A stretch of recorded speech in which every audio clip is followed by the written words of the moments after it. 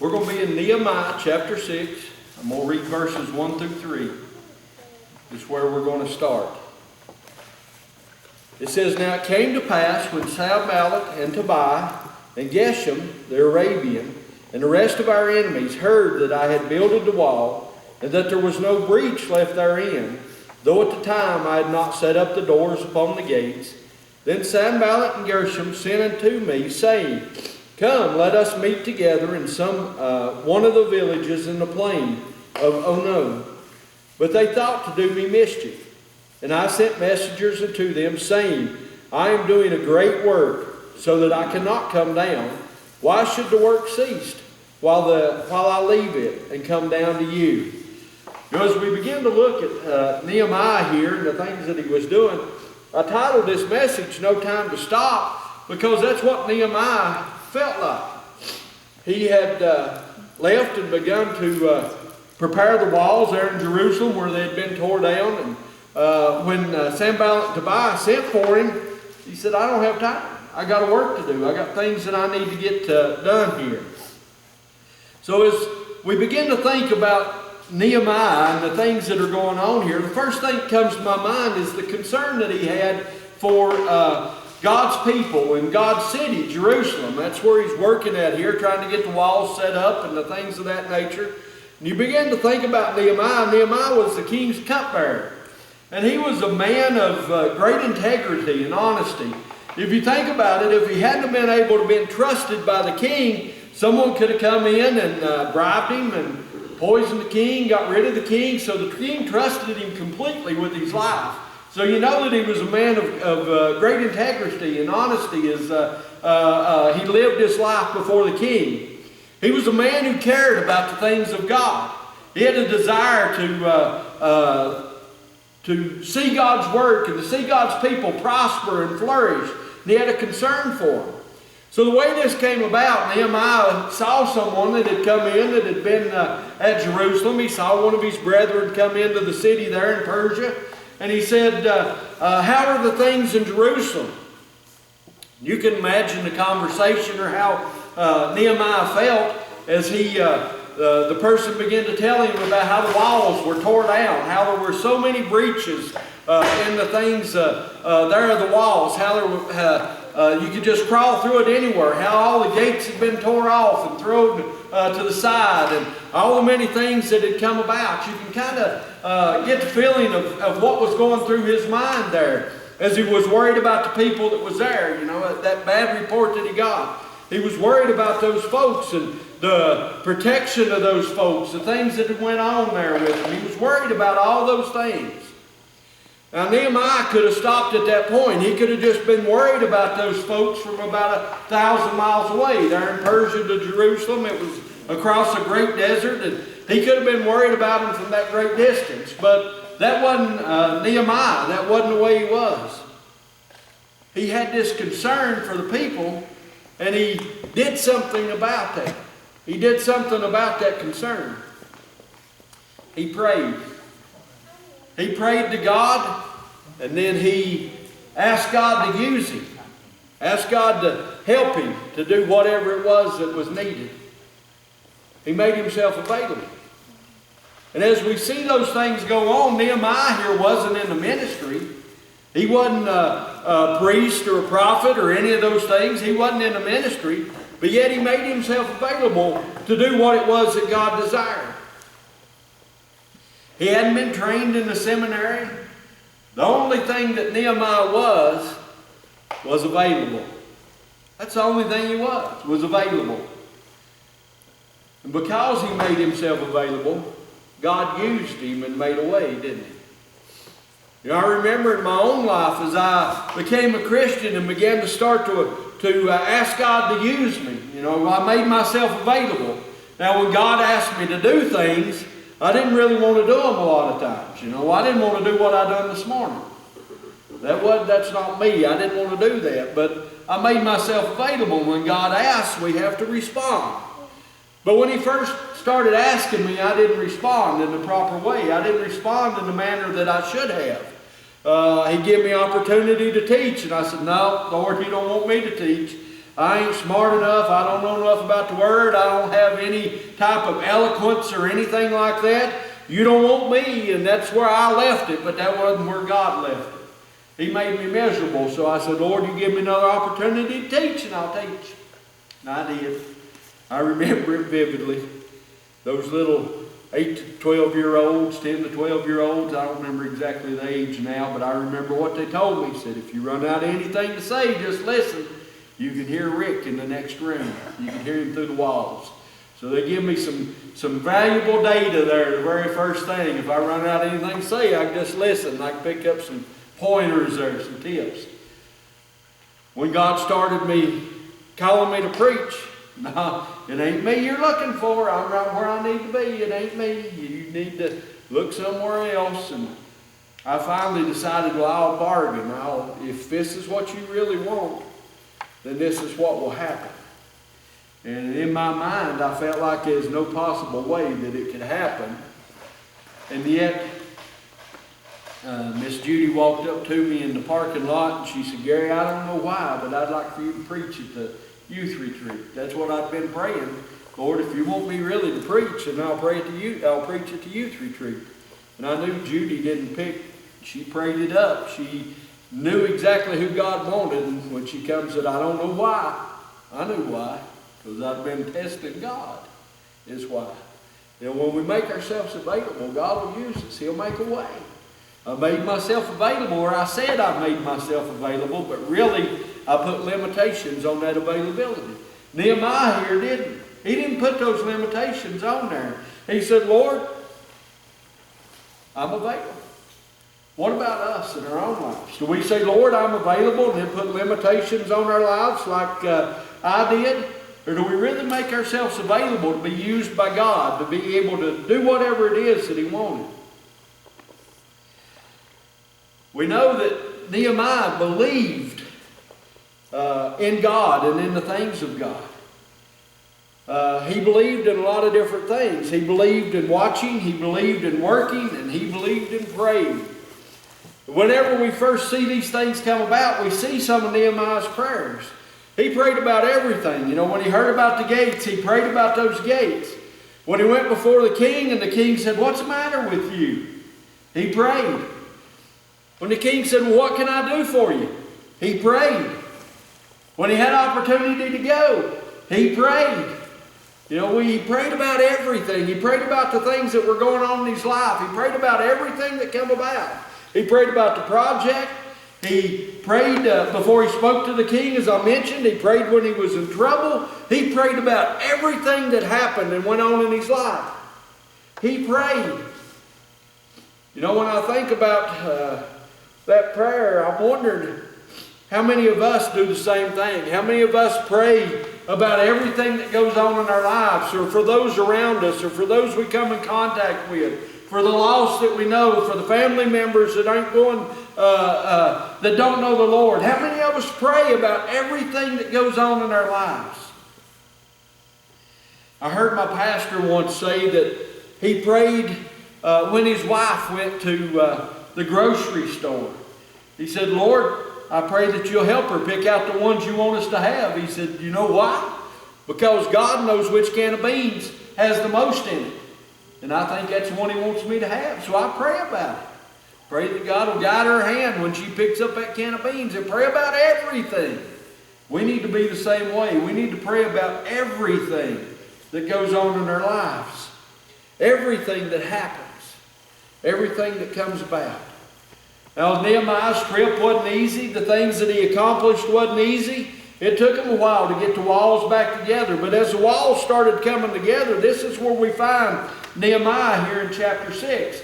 The walls are pretty much all set up. All they like is the gates and things of that nature.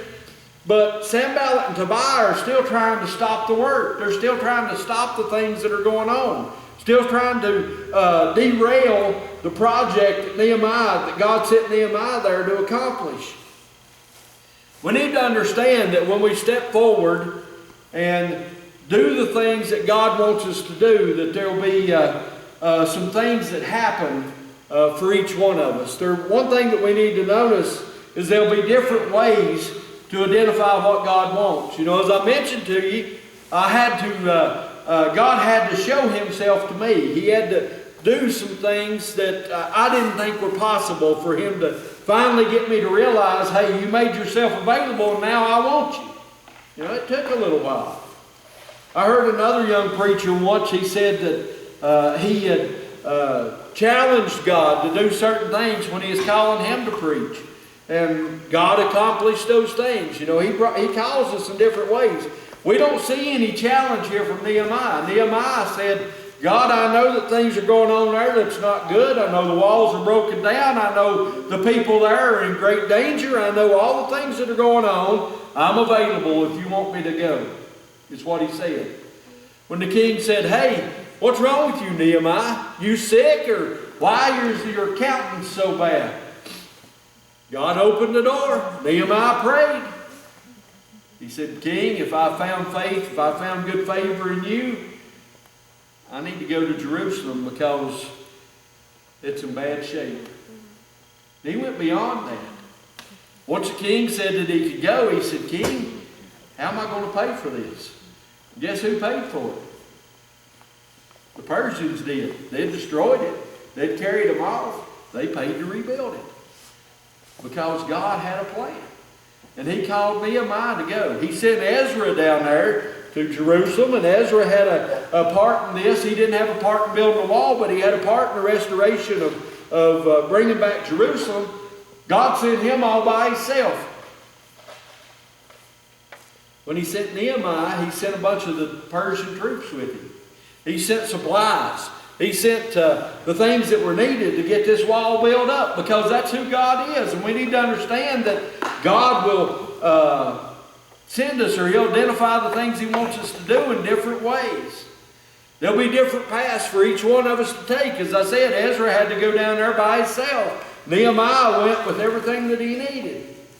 We also need to understand that there'll be opposition. Just as Sanballat and Tobiah here stood up against Nehemiah. There'll be opposition as we stand up and bring God to this world. There'll be opposition. The reason is this world's dark. The ruler of this world doesn't like those things. He doesn't like the things of God. And he's going to try to stamp it out any way that he can. So there's going to be opposition to anything that goes on. And this opposition will use any tactic possible to try to get us to stop. We see here that he calls to Nehemiah and he says, hey, come down here and let us talk. Nehemiah knew that he was trying to set a trap for him. He knew that he was trying to do away with the work. Nehemiah told him what? He says, I ain't got time. I ain't got time. He said, I sent messengers to them saying, I'm doing a great work. I'm doing a great work here, and we need to remember always that we're doing a great work for God. I ain't got time to come down there. I'm doing a great work for God so that I cannot come down. Why should the work cease while I leave it and come down to you? Why should I do that? I'm doing a great work here. I'm doing a great work for God. We need to always remember that. We need to remember, as I said, the adversary will do whatever he can, any tactic possible. So he sends somebody to Nehemiah here. And he tells Nehemiah, I'm not going to read all of it, but he tells Nehemiah, he says, you need to go to the temple and hide. You need to go in there and hide. Lock the doors and hide, because they're going to try to kill you at night. Well, Nehemiah knew that it was probably a setup, that they probably were going to try to kill him in the temple. And he told the guy, he says, why should I go in there and hide? Why should a guy like me flee? Why should I do that? He said, all it's going to do is bring reproach. And then he tells us there in verse 13, he said, therefore was he hired that I should be afraid and do so and sin, and that they might have matter for an evil report, that they might reproach me. So he knew that if he had done these things, if they hadn't killed him, that his reputation would have been tarnished. And our reputation in this world is important. We sometimes don't think about it, sometimes don't realize it, but our reputation is important, and we need to understand that. They were trying to destroy him any way they could. If they couldn't get him to come off the wall and quit working, then we're going to destroy your reputation, and everybody that hears your name, everybody that come in contact with you, everybody that's been helping you is going to throw their hands up and say, hey, this has all been a ploy anyway. I'm going to walk off. I'm not going to do it anymore. They were trying any way they could to get him to stop. Satan will try any way he can to get us to stop. He'll try to destroy us. He'll try to destroy our families. He'll try to destroy our church. He'll try to destroy anything he can to get us to stop. He'll attack us and use any tactic possible. I've experienced that. I've experienced those things somewhat as I answered the call to preach and different things. He'll use any tactic. But we need to realize and understand that God sees. You know, as we do what it is that God asks, He sees our faithfulness. He sees us attempting to do or striving to do what it is that He desires. He sees our faithfulness. He knows when we're trying to do the things that He asks. He knows that. He can see that. A lot of times people around us don't. A lot of times people never recognize it. A lot of times people never see the things that go on behind the scenes, but God does. He knows your faithfulness. He knows your sacrifice, the things that go on in your life that are a sacrifice to try to help others or to encourage others. I saw a little thing, you know, sometimes I'll look at Katie's Facebook and I saw a little thing on there that kind of caught my eye. And there was these two cars parked side by side. And an elderly woman, way up in years, I don't know, she was moving really slow. And she had parked her buggy there and was unloading her groceries. And there was a car parked beside of her, and it was a young guy. And they was both putting their groceries in the back of their car. And he had put one bag in his car and one bag in her buggy. And she had put the stuff in her buggy and turned around. It was like, I didn't think I had that much. And he just kept doing it till he finally emptied his buggy, part of it in his car and part of it in hers. You know, and then he put money in her purse. Good Samaritan. God seen that. I'm pretty much assured, well, I shouldn't say that. It may have been a setup, but I'm pretty much sure he didn't see that somebody was watching, but God was watching. And if somebody was watching and it was a setup, it's a good example for us. Won't we try that once? See if we can get a buggy, get somebody's, give somebody a few groceries that's probably on a fixed income and could really use our help. He sees that sacrifice. God sees your hard work. He knows the things that you're doing. A lot of times we don't get recognized. A lot of times that people just take things for granted. But God sees your hard work. He sees the things that you're doing. No matter what it might be. No matter what it might be. You know, in a lot of things we don't think about being God's work, but really are. We need to understand that. God sees your willingness to step up and to step out, just like Nehemiah did. And He'll help you when you do those things. He'll help you. So I got to ask you this morning, what mess in this world concerns you? Or what mess in your family concerns you? You know, we have friends and family, our church, our community, our country, our world. What mess concerns you in those things? What makes you willing to step up and say, Lord, I'm available? Where's our focus? What are we looking at and what are we desiring? What are we willing to do? Or what are we willing, how far are we willing to go? You know, it's pretty easy sometimes for us to lose our focus. For us to not stay focused on the task at hand. I found this, or run upon this, and it's about flight 1011, a Lockheed jumbo jet.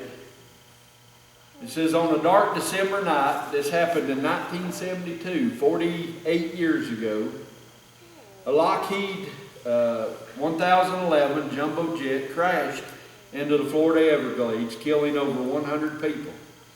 The terrible accident was one of the deadliest crashes in the history of the United States. The curious thing about this accident is that all the vital parts and systems of the airplane were functioning perfectly, and the plane could have easily landed safely at its destination in Miami, only 20 miles away.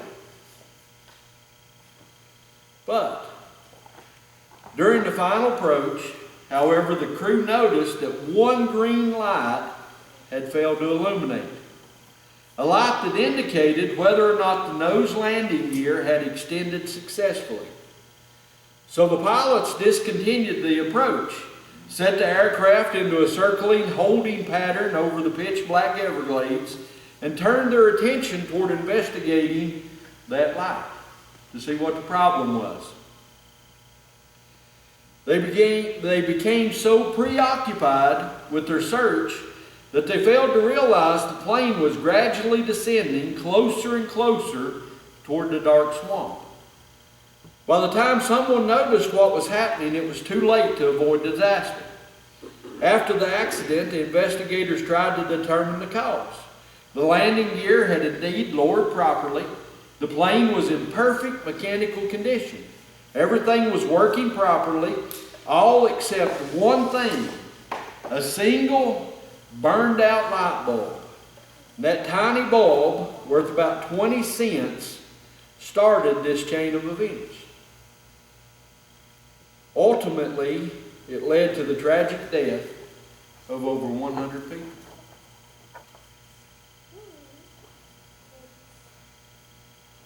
We all know that the malfunctioning light bulb didn't cause the accident. It happened because the crew lost its focus on something that seemed to matter at that moment, while losing sight of what actually did matter.